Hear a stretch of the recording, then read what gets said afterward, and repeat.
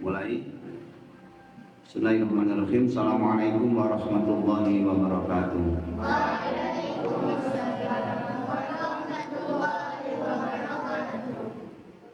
Alhamdulillah wa syukurillah ala ni'matillah. Asyhadu an la ilaha illallah wahdahu la syarikalah wa asyhadu anna Muhammadan 'abduhu wa rasuluh. Allahumma shalli ala sayyidina Muhammad. Amma ba'du. Yang terhormat seluruh jamaah kajian Juz Amma yang sudah siap dengan Al-Quran masing-masing dan terjemahnya. Tidak lupa jamaah dari Singapura yang sudah siap pula, Kakak Jamila, dan nanti pasti akan menyusul jamaah lain yang mereka tetap semangat untuk tidak melewatkan waktu yang berkah di bulan Ramadan ini. Baik,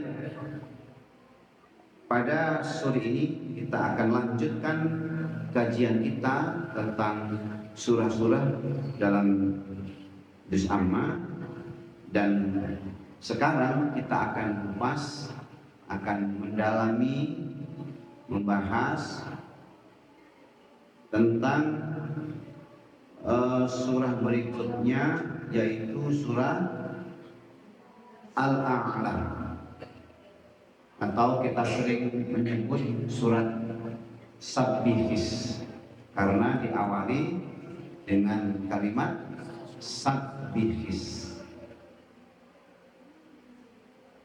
Ini khilaf ya di antara para ulama. Ada yang bilang ini surah Makkiyah, ada yang bilang surah Madaniyah. Tapi jumhur atau mayoritas ulama sepakat ini surah Makkiyah, karena ada sahabat yang ketika menyambut Nabi datang ke Madinah untuk hijrah, ya, Nabi kan disambut dengan sukacita, dengan bahagia, dengan senang gembira. Marhaban, marhaban, inilah Rasulullah. Ya. Ada sahabat yang bilang, alhamdulillah, ketika Rasul datang, aku sudah hafal surat Al-A'la. Ini tandanya surat Al-A'la adalah termasuk surat Makkiyah yang turun sebelum Nabi berhijrah ke Madinah. Ini juga termasuk surah yang Nabi senang membaca di saat ramai manusia. Makanya ini surah yang sunnah dibaca ketika hari Jumat oleh imam, oleh khatib. Rakaat pertama Sabbihis Rabbikal A'la. Rakaat kedua Hal ataka haditsul ghasiyah atau surah Al-Ghasiyah. Nanti Idul Fitri. Idul Fitri sama. Nabi baca surah Al-A'la pada Yaumil Fitri. Sabbihis Rabbikal A'la. Rakaat kedua Hal ataka haditsul ghasiyah, atau nanti Idul Adha. Nabi senang memang baca ini. Dibaca ketika berkumpul manusia, ramai orang. Ya, meskipun boleh kita ganti dengan surah yang lain, tetapi Nabi memang membaca surah ini pada hari Jumat, hari Fitri, dan hari Al-Adha.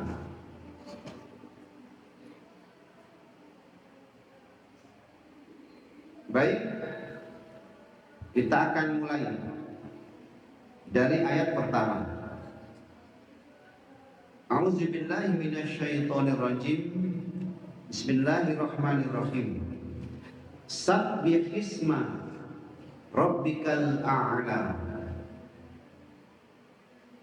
Sucikanlah nama Tuhan yang maha tinggi. Jadi ini satu ayat yang mengandung perintah bahwa kita harus senantiasa mensucikan nama Allah. Dari apa? Dari semua prasangka manusia yang tidak baik. Karena Allah memang maha suci, maha suci. Dari prasangka apa yang tidak baik? Katanya Allah punya anak. Oh, tidak benar, tidak betul, itu salah besar. Allah kok punya anak? Sabbihis, maha suci Allah. Ada yang bilang Yesus itu Allah dan Allah itu Yesus. Maha suci Allah. Tidak betul itu. Yesus adalah Allah, Allah adalah Yesus. Jadi satu antara Yesus dengan Allah. Salah. Maha suci Allah dari semua prasangka-prasangka manusia. Nah, ini diawali dengan kalimat sabbihisma rabbikal a'la. Tuhanmu yang maha tinggi. Maknanya apa yang tinggi? Semuanya tinggi. Semuanya maha tinggi. Ilmunya maha tinggi. Kita ini, andai kata ada orang paling pandai di dunia, profesor dia, bukan profesor, profesornya profesor mungkin, ya, gurunya profesor, bukan hanya guru, profesornya profesor, profesor di atas profesor, pandai dia. Tapi ilmu dia yang banyak itu pun dari Allah yang maha tinggi. Maka makna yang maha tinggi itu tinggi semuanya, tinggi kekuasaannya. Siapa? Raja mana yang berkuasa sampai kekuasaannya meliputi langit dan bumi? Tak ada. Presiden Indonesia kekuasaannya hanya wilayah negara Indonesia. Raja Malaysia kekuasaannya hanya wilayah Malaysia. Raja Singapura kekuasaannya hanya wilayah Singapura. Raja Saudi kekuasaan dia hanya negara Saudi. Yaman bukan, Palestina bukan, Egypt ya atau Mesir bukan kekuasaan dia. Dan di Jogja ada raja namanya Sri Sultan Hamengkubuwono ke-10 sekarang. Dia raja, dia punya kuasa. Di mana? Di Jogja. Solo bukan, ada raja lagi. Fir'aun itu raja besar, raja kuat, tentara banyak. Tapi dia hanya boleh berkuasa di Mesir. Allah, Allah, Raja yang paling tinggi, maha tinggi,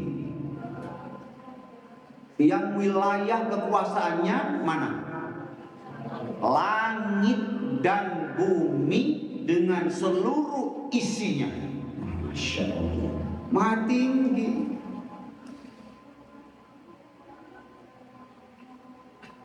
Ada ulama tafsir yang juga mengatakan maknanya Al-A'la, yang maha tinggi itu memang tempatnya tinggi.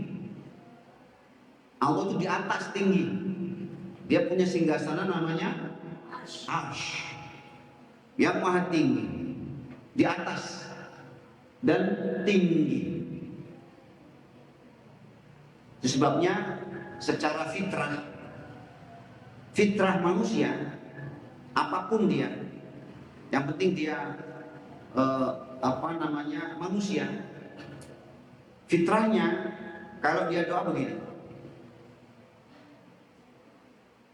mata lihat ke atas, tangan angkat ke atas. Ini maknanya Allah di atas, maha tinggi. Bahkan Nabi kalau kita lihat dalam riwayat lain, doanya hingga kedua tangan beliau terangkat begini. Ada tidak orang doa begini? Ada.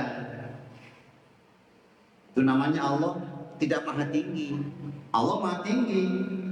Sabbihis marabbikal a'la. Al-a'la tinggi. Sebab itu doa begini.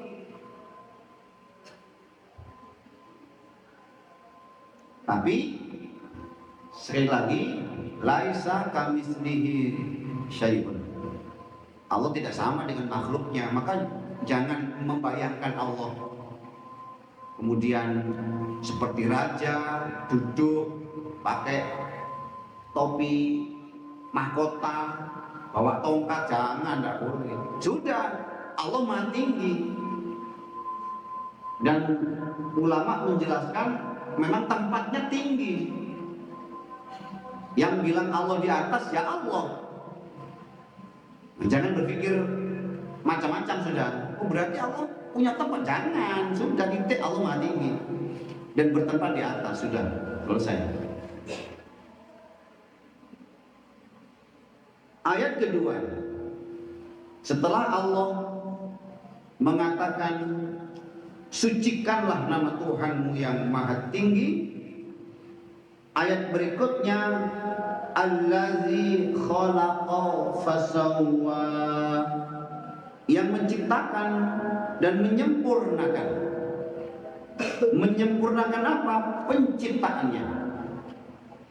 Allah kalau buat satu benda, kalau buat satu makhluk sempurna, tidak ada yang salah,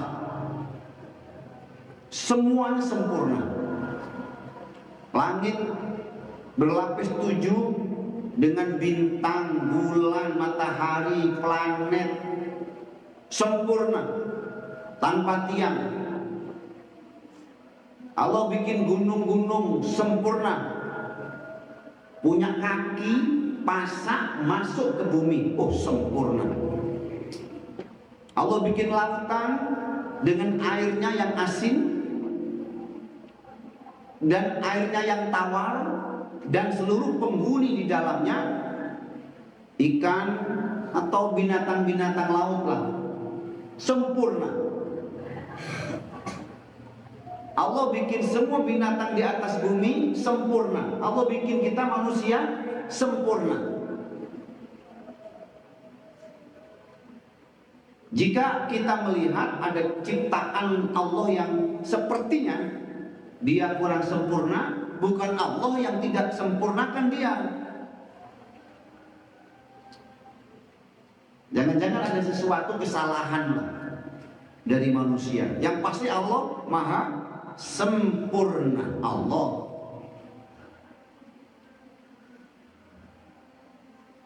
walladzi qaddara fahada, dan yang menentukan lalu menunjukkan, dan yang menentukan kadarnya namanya qadar. Walladzi qaddaro, yang telah menentukan kadarnya. Udah ditulis kadar kita masing-masing. Semua manusia tentang rezekinya, tentang kehidupannya, nasibnya selama di dunia, kadarnya, ukurannya, takarannya sudah Allah tuliskan. Allah yang maha menakar kadarnya. Bila Allah tulis 50.000 tahun sebelum Allah ciptakan langit dan bumi, ada sudah. Wallazi qaddaro, dan yang menentukan qadar, fahada, dan menunjukkan caranya, menunjukkan ilmunya. Ini ulama mengatakan yang menciptakan insting. Dengan insting ini manusia bisa menemukan apa yang dia inginkan. Masya Allah, Allah yang ngajari. Allah itu cikgu, guru. Allah itu pembimbing yang menunjukkan. Ya, dari mana asalnya bumbu rawon gitu? Hah? Kok ada ya bumbu rawon sehingga ini masakan sedap berwarna hitam, taruh keluar? Ya, dari mana itu? Kalau tidak Allah yang menunjukkan. Dari mana asalnya bumbu bakso, bumbu nasi goreng, bumbu sop, bumbu pecel, taruh garam, taruh bawang putih, taruh jahe, kasih tumbar, kasih kunci, kasih merica. Itu dari mana itu? Kalau bukan Allah yang menunjukkan, fahada, Allah itu menunjukkan. Ya. Dari mana orang tahu jahe itu rempah? Jahe itu untuk obat batuk, obat panas, obat demam. Dari mana orang tahu? Bukan hanya jahe, kunyit, lempuyang, kemudian apa lagi? Ya, bahan-bahan rempah-rempah yang lain kemudian dipadukan, berkumpul jadi satu, jadi obat. Coba, dari mana? Dari mana orang tahu? Oh, tidak, itu kan eksperimen. Itu kan orang coba-coba, tapi tidak semuanya coba-coba. Eksperimen mungkin akhir-akhir ini, tapi dulu enggak. Apa yang buat eksperimen? Orang dulu tidak bisa baca, tidak bisa tulis, tidak punya alat. Nah, tiba-tiba bisa masak dengan nama gudeg, dengan nama urat-urat, dengan nama tumpeng. Dari mana itu? Ternyata Allah lah yang memberi mereka insting, fahada, menunjukkan. Ini tandanya Allah ada, tanda-tanda Allah hidup. Kita selalu dapat insting, dapat naluri, dapat petunjuk. Fahada, Masya Allah. Ning Fatimah itu begitu lahir langsung ditaruh di atas dada bundanya. Siapa yang ngajari dia langsung menyusu itu dengan mulutnya, kemudian menghirup, menikmati, kemudian nyenyak, tidur? Siapa yang beritahu dia? Ini bayi baru keluar, baru lahir, yang belum sekolah, belum tahu anatomi, belum pernah belajar menyusu. Hari pertama umurnya baru sekian menit, bukan hari, baru semenit 2 menit. Sama bidannya, perawatnya langsung ditengkurapkan di dada ibunya, ketemu dengan susu dan kemudian dia menyusu. Masya Allah, semua bayi macam itu. Siapa yang ngajarin? Allah. Siapa? Ya, yang ngajari dia. Begitu lahir, umur baru 3-4 menit, langsung nyusu dan lelap, tidur nyaman, tenang. Subhanallah. Allah ada, Allah hidup. Masya Allah. Ya. Ayam petok bertelur. Telurnya ngumpul, ada 5-10 telur. Kemudian dia duduk mengeram. Masya Allah. Siapa yang ngajari ayam ini? Hah? Menetas. Kemudian banyak ini anak-anak ayam ini. Masya Allah. Demikian juga dengan binatang yang lain itu. Cara dia melahirkan, ngasih makan anaknya, ngajarin dia jalan, lompat, ngambil makanan. Kok bisa dia? Fahada, Allah yang memberikan insting. Ya.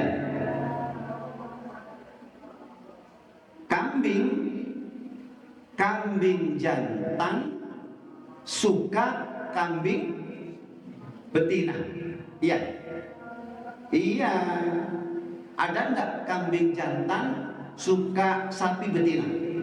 Enggak ada. Ini yang menunjukkan siapa? Ada kambing jantan, lihat ada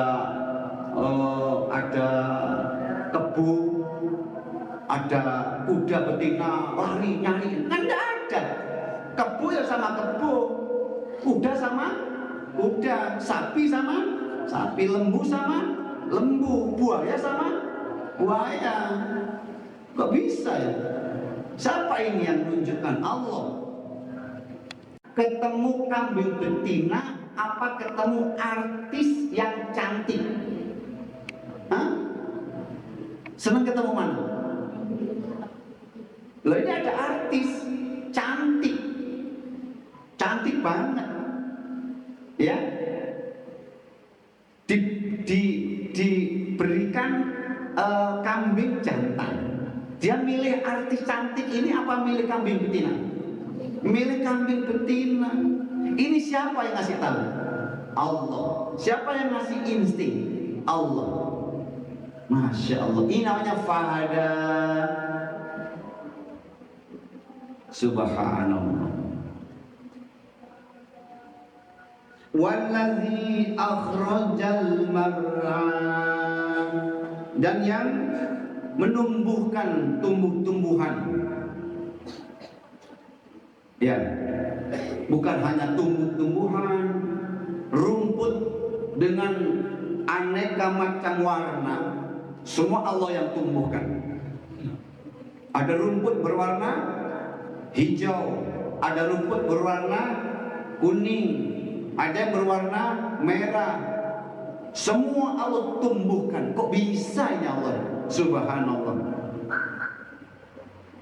Wallazi akhrajal mar'a, tumbuh-tumbuhan itu kemudian meninggi, hidup, berkembang. Kamu kira pohon itu tidak hidup, tidak punya nyawa, tidak punya nadi-nadi kehidupan? Punya, kelihatannya diam, tapi lama-lama tinggi, lama-lama kembang, berbunga, lama-lama berbuah. Ini tandanya Allah hidup. faja'alahu husa'an ahwa, lalu dijadikannya tumbuh-tumbuhan itu kering kehitaman, rumput yang mula tumbuh kecil pendek, kemudian rimbun subur tinggi, pokok durian, mangga, rambutan, pisang, kelengkeng, jambu, kelapa yang mula-mula kecil, tumbuh, tinggi, berbuah, lama-lama kata Allah hitam dan kering, terus mati. Ini satu makna bahwa kehidupan manusia pun begitu, ya. Kehidupan kita pun macam itu.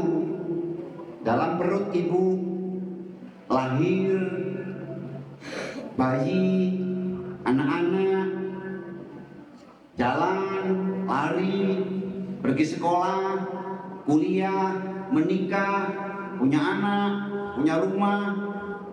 Akhirnya umur 50, umur 60, 70 mati sudah. Ya macam rumput, macam pohon, macam pokok ini. Allah mengatakan, Allah menjelaskan di sini yang menumbuhkan tumbuh-tumbuhan dan kemudian dijadikan tumbuh-tumbuhan itu kering,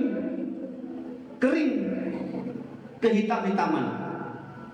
Manusia kita kalau masih umur 20 seger, umur 30 segar lah, macam buah apel baru, macam jeruk yang baru beli, baru petik, ya, segar, buah segar. Manusia kalau berumur 30, 35, 40 tahun, macam buah segar, baru petik.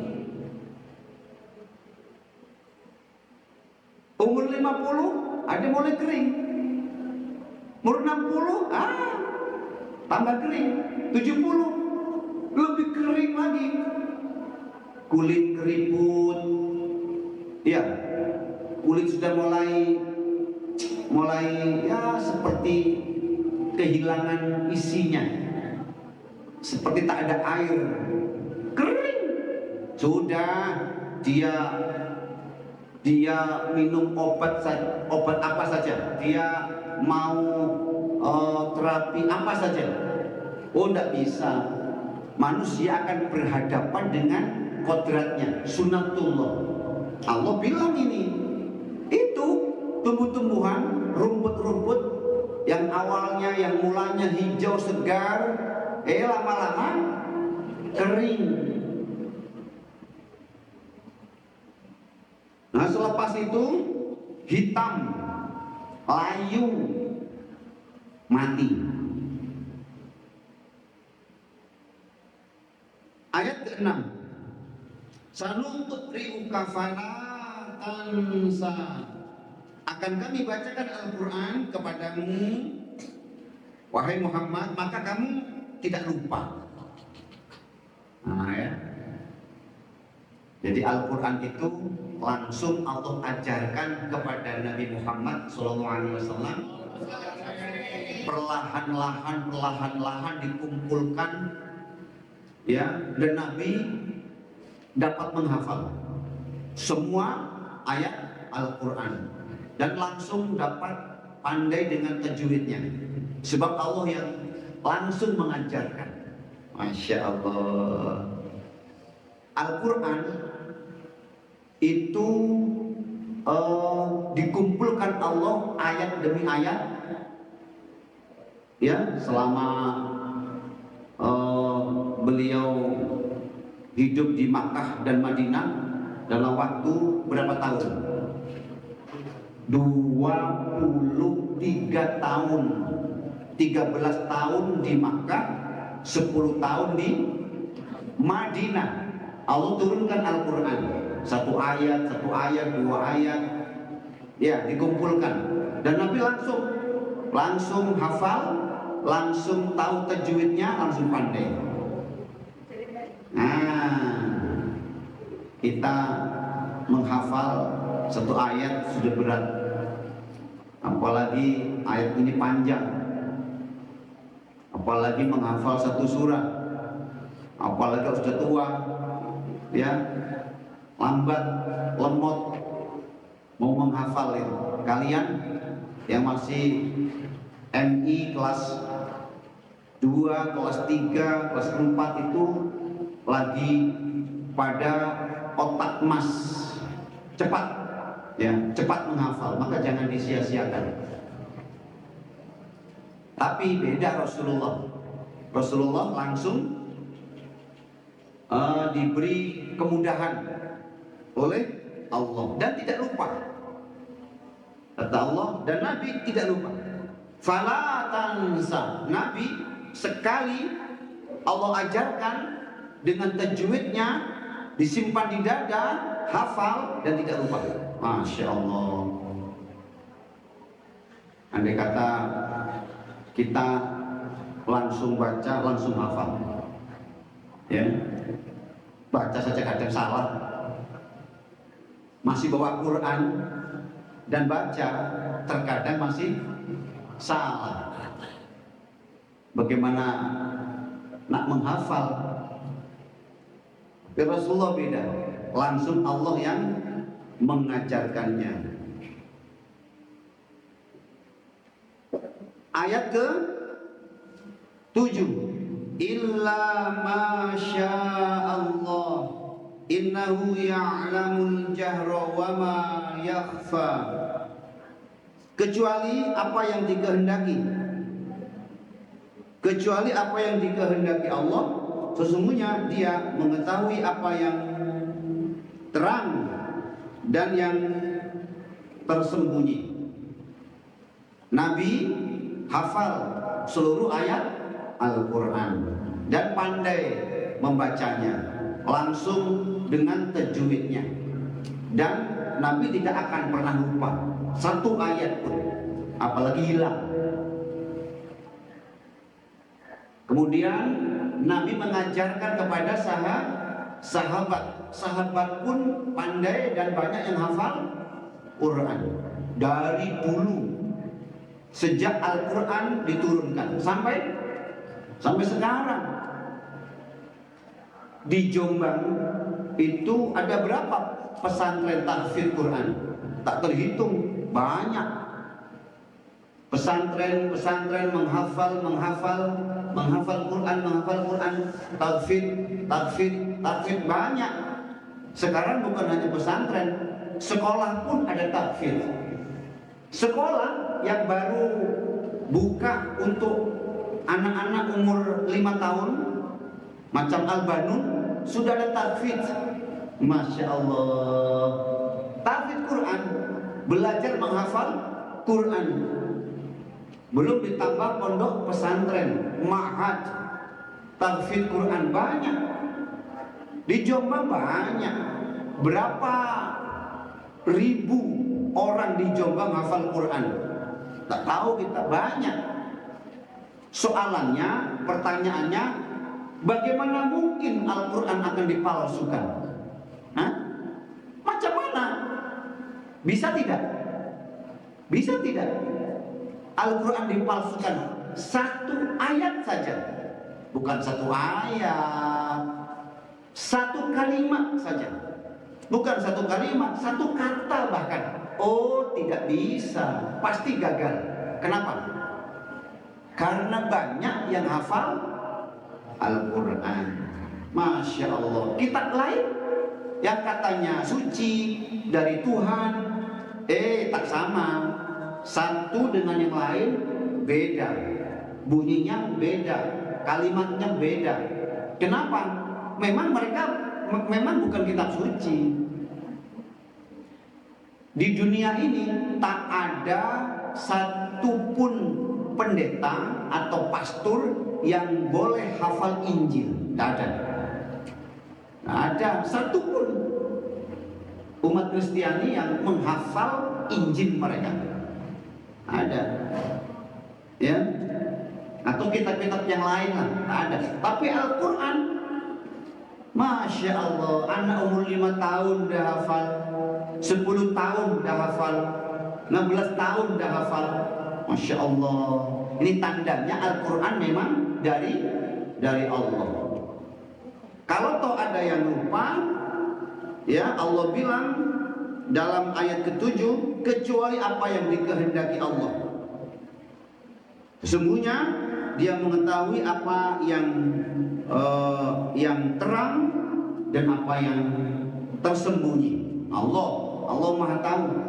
Jangankan yang terang nampak boleh dilihat begini. Kita sedang berbisik-bisik di dalam hati, Allah tahu. Kita sedang terfikir ini apa? Terfikir apa? Mau berbuat baik, Allah tahu. Mau berbuat jahat, Allah tahu. Semua rencana di dalam otak kepala kita, Allah tahu. Masya Allah. Yang sedang dendam, Allah tahu. Yang sedang benci, Allah tahu. Yang menyimpan hati jelek, Allah tahu. Yang menyimpan hati baik, ikhlas, tawakal, Allah pun tahu. Apa yang Allah tak tahu? Ada. Semua tahu. Nah, kita tidak tahu. Ya. Dan semua rahasia ini nanti Allah akan buka pada hari kiamat. Tidak ada rahasia. Sekarang boleh ada rahasia. Di bumi, di dunia, masing-masing kita punya rahasia. Kawan tak tahu. Ya, saudara tidak tahu, orang tua tidak tahu, disimpan. Ya, tapi bagi Allah, Allah tahu. Nanti di akhirat semua rahasia dibongkar, dibuka, tidak ada rahasia. Makanya kalau mikir yang baik, kalau lagi membuat rencana yang baik. Hati kalau lagi membayangkan yang baik. Nah, supaya nanti begitu dibongkar ternyata isinya baik semua. Masya Allah. Ini maknanya Allah Maha mengetahui yang terang dan yang tersembunyi. Ayat ke-8.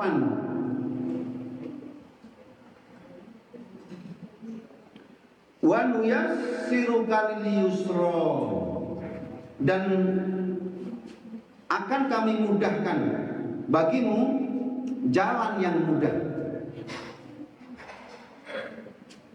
Allah akan beri kemudahan. Allah akan bentangkan jalan yang mudah bagi orang-orang yang berniat untuk mendatangi Allah dengan beramal soleh.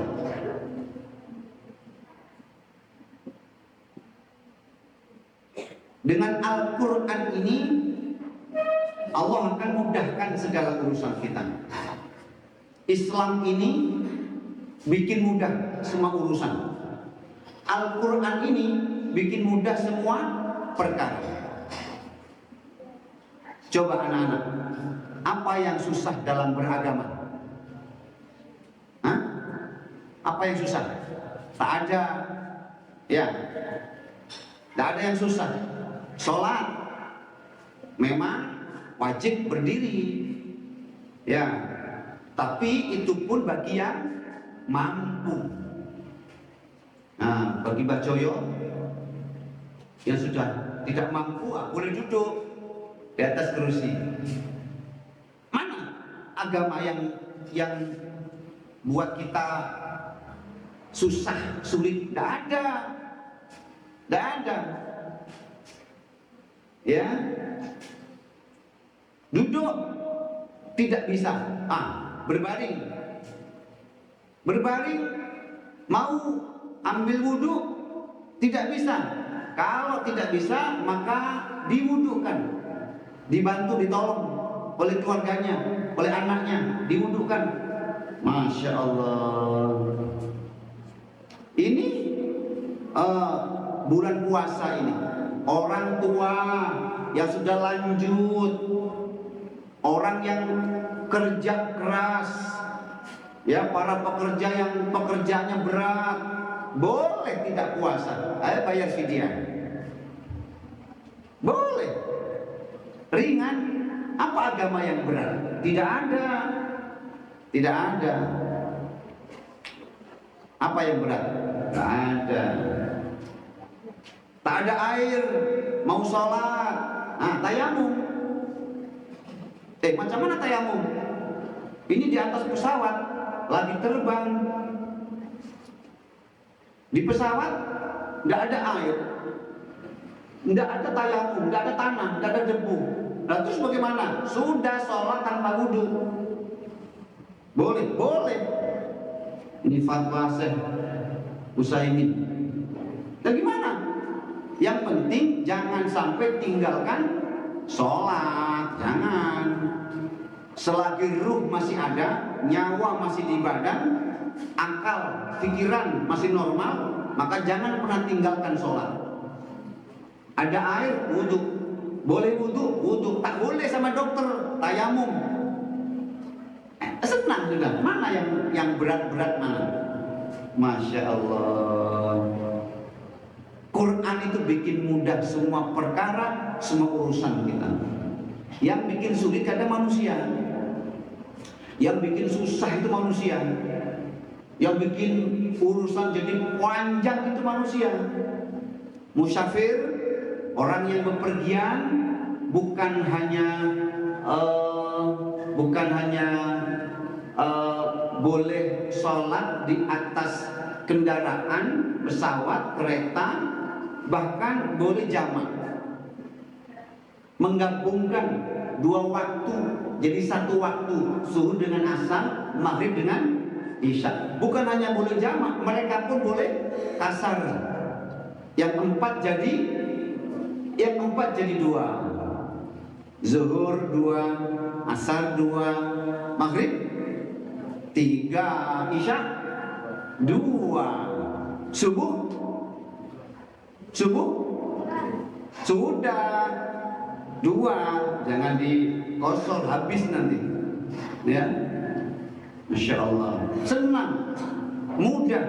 Al-Quran itu memudahkan semua urusan kita. Namanya Islam, senang punya Islam itu. Orang mati langsung dimandikan, dikafankan, dikuburkan, didoakan. Selesai. Mudah. Coba selain Islam, ada orang mati dibakar, biaya uang untuk buat bakar mayat ini itu bukan hanya puluhan juta, ratusan juta. Nauzubillah, susah sekali beragama, berat beragama. Islam tidak, sudah mati, dimandikan, dikafankan, dikuburkan, didoakan, selesai, mudah, sudah mati. Ya. Agama lain, ada yang dikubur di tebing, di gunung, harus buat lubang, dimasukkan peti jenazah. Nauzubillah, berat. Islam tidak. Islam cantik, mudah, Masya Allah. Dan Allah tidak memberikan kita beban melebihi kemampuan hambanya. La yukallifullahu nafsan illa wus'aha. Allah tidak membebani sesuatu di luar, yang bermakna wa nuyassiruka lil yusra fadzakir inna fa'atiz zikra. Maka peringatkanlah, maka kasih peringatan. Kata Allah yang bilang, kasih nasihat. Siapa saja yang tak baik, yang belum beriman, yang dia buat salah, dia buat dosa, yang jalannya tak benar, tak betul ini, kasih dia nasihat. Yang bilang Allah fazakir, kasih dia peringatan.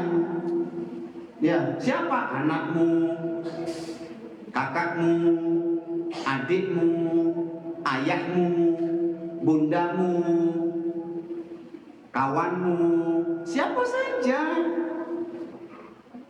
Kewajiban berdakwah itu bukan hanya berlaku kepada para ustadz, salah, jangan, bukan, ya.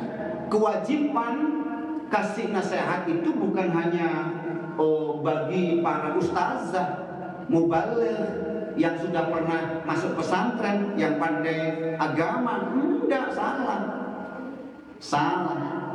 Balighu anni walau ayat, kata Nabi, sampaikan dari aku meskipun satu ayat saja, satu ayat pendek saja. Kamu lihat kawanmu salah, ingatkan, fazakir, ingatkan dia, ingatkan, jangan diam. Diam tak boleh. Ada orang, ada anak, ada keluarga, ada saudara, dia salah, dia buat salah, kita diam, tak boleh. Ya, tak boleh. Kita tahu, apalagi kita kenal baik, apalagi kita punya kuasa untuk kasih nasihat.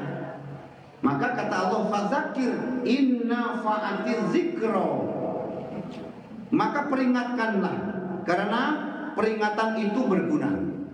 Siapa tahu nasihat kita ada guna, siapa tahu dia dapat hidayah. Siapa tahu dia pun, ya saya baru tahu, dulu tak tahu saya, ya ini alhamdulillah dapat ilmu. Siapa tahu, ya. Kata Allah, inna fa'atiz zikro, karena nasihatmu itu ada guna, ada gunanya, ada manfaatnya, ada faedahnya bagi dia. Jangan-jangan dia tidak tahu, tapi dia sudah tahu, tak ada masalah. Sampaikan peringatan, kasih dia nasihat, diam tidak boleh. Saya pernah bulan Ramadan pernah beli buah siang beli buah di jalan, ya. Yang jual buah merokok siang. Astagfirullah, na'udzubillah. Pak, tidak puasa? Saya kena sakit mah, kata dia. Saya bilang, insya Allah puasa jadi obat bagi orang yang terserang penyakit mah. Puasa itu obatnya mah. Gini, malu aja. Iya, kasih nasihat, jangan diam. Saya pernah makan di pelosok ini, ya, makan nasi bungkus. Ternyata di atas meja ada daging yang saya tahu kayaknya ini darah ini. Darah hewan, darah binatang yang sudah beku, potong, digoreng, dimasak. Dede, ya, namanya dede, darah, haram. Nah ini ada di atas meja. Saya makan. Yang jual, saya tanya, Pak, ini apa? Kata dia, dede, darah. Oh, memang boleh makan darah? Memang halal, Pak? Itu orang titip, bukan punya saya, orang titip. Sudah, tak ada masalah. Kemudian dia setelah itu tutup, setelah itu tidak terima lagi, setelah itu dia tak jual darah atau masih jual, tidak ada masalah. Fadzakir inna fa'atiz zikro, sampaikan nasihat, kasih peringatan. Ini tak boleh, ini haram, jalanmu salah, jangan beginilah, jangan. Siapa saja. Ya, ini kata Allah. Ayat 10. Kemudian Allah mengatakan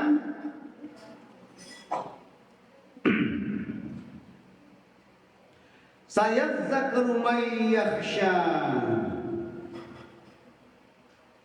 Orang yang takut kepadanya akan memperoleh pelajaran. Sayadzakkaru may yakhsha.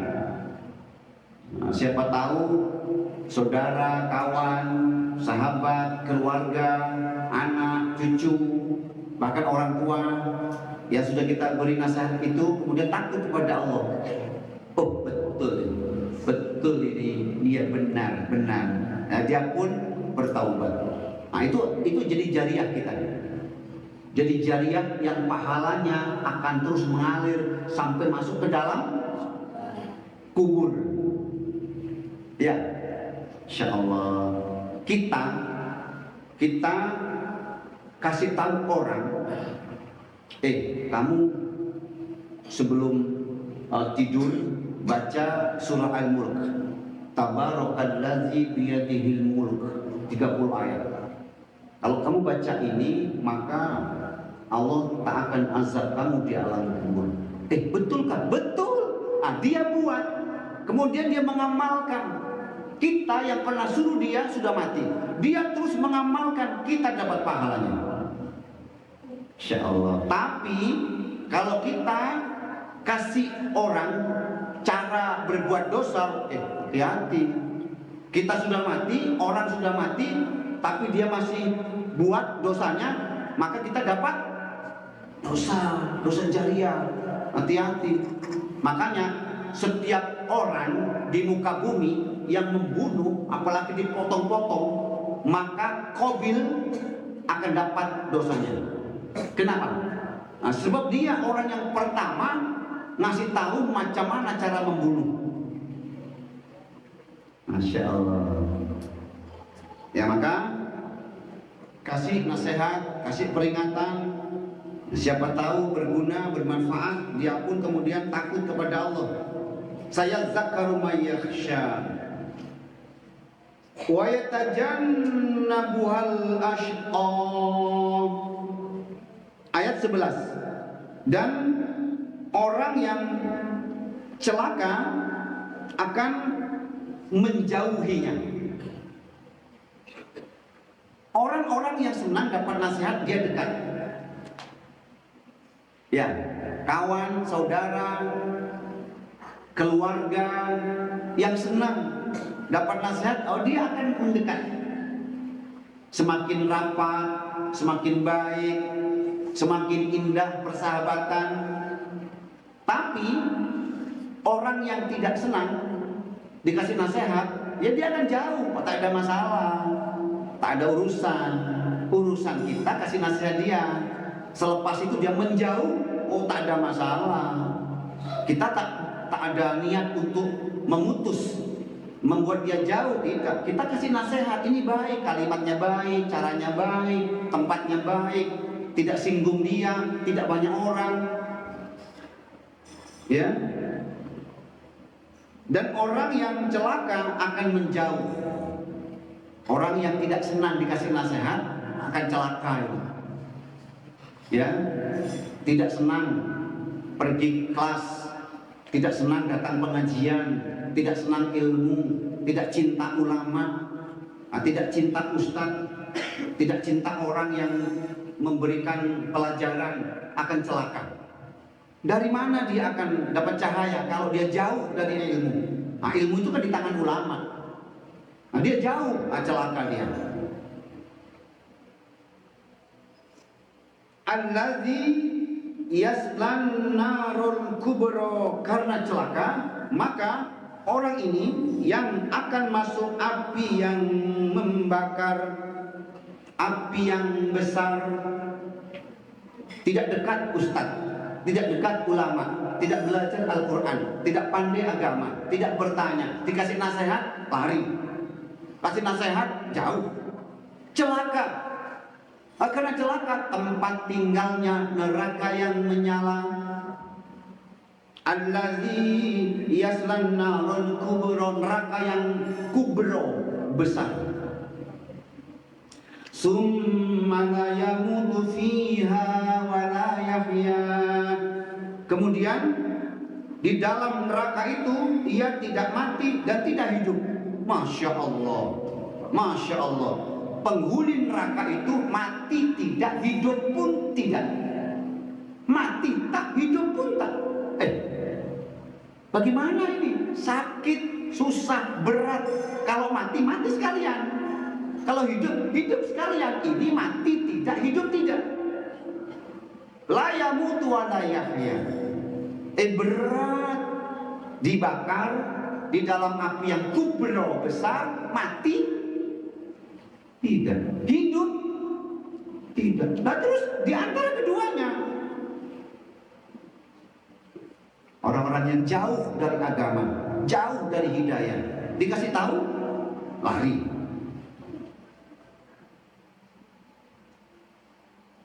Tapi qad aflaha man tazakka, sungguh beruntung, sungguh sangat beruntung orang yang membersihkan diri.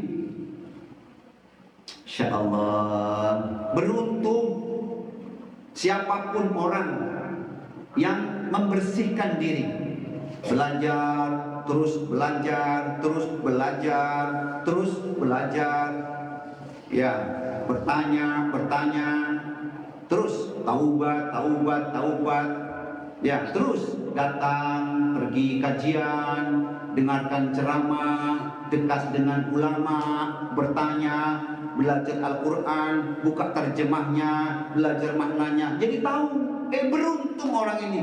Qad aflaha man tazakka. Beruntung orang yang bertaubat dan membersihkan diri. Dari apa? Dari penyakit-penyakit yang tidak baik di hati. Kafir, musyrik, sombong, takabur, riya, dendam, dengki, hasad, iri, semua. Dia membersihkan diri. Ada ulama yang memberi makna ini orang-orang yang membayar zakat. Beruntunglah orang yang membayar zakat. Zakat pun maknanya untuk membersihkan diri, sama.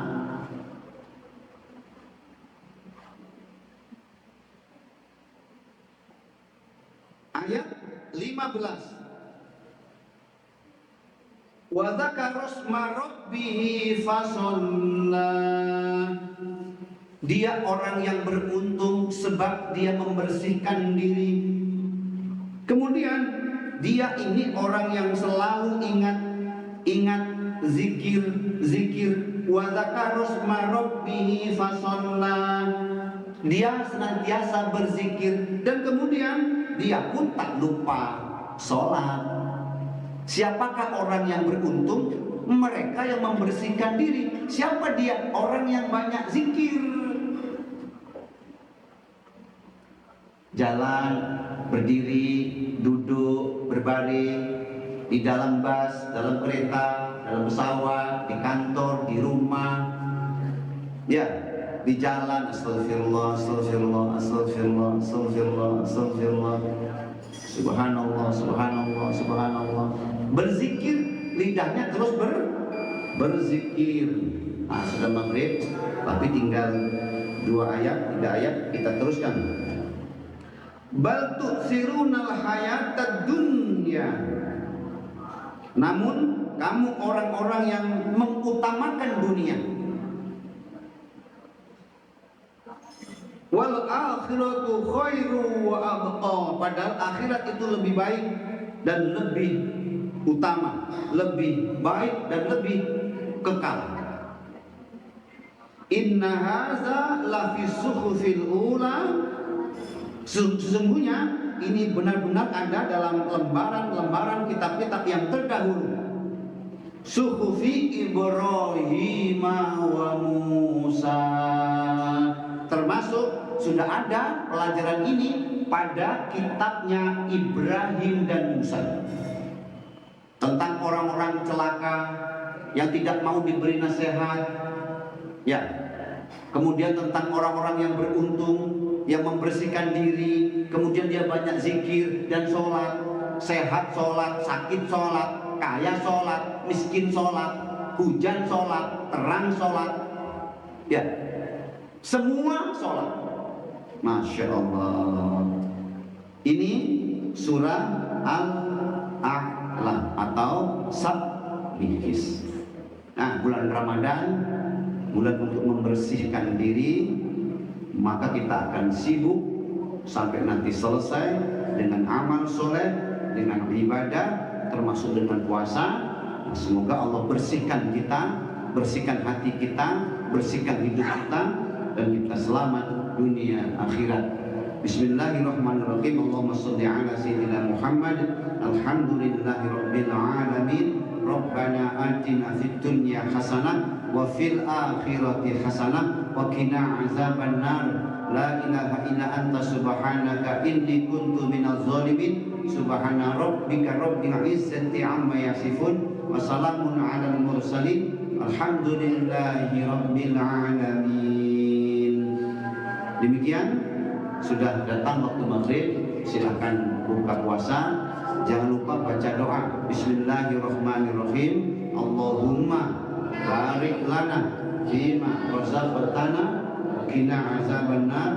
Alhamdulillahirabbil alamin. Assalamualaikum warahmatullahi